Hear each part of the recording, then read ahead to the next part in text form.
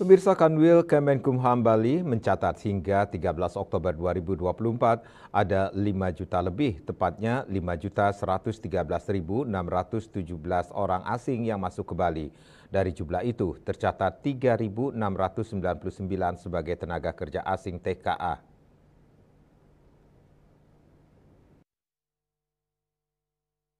Sebagaimana disampaikan Kakanwil Kemenkumham Bali Pramila Yunidar Pasaribu melalui pihak Humas yang diterima 15 Oktober 2024 dari 3 imigrasi yakni Imigrasi Khusus TPI Ngurah Rai, Imigrasi Kelas 1 Denpasar, dan Imigrasi Singaraja terdata ada 5.196.330 WNA yang meninggalkan Bali.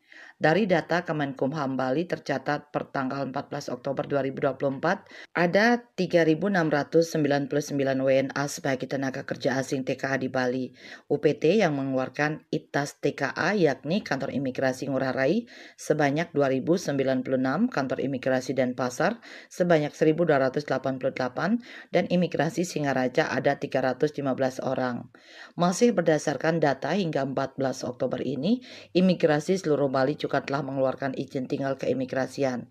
Pemegang izin tinggal keimigrasian paling banyak yang dikeluarkan adalah ITAS sebanyak 35.703, lalu ITAP ada 6.266, lalu VOE 1.692, dan ITK paling sedikit yakni 577 orang asing. Dari jutaan orang asing yang masuk ke Bali tentu tidak semuanya berbuat baik, namun banyak juga WNA yang melakukan pelanggaran.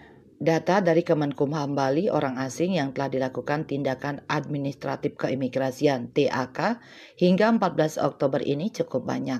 UPT Imigrasi Ngurah Rai melakukan TAK berupa pendeportasian sebanyak 114 orang asing dan pro justisia sebanyak 8 orang.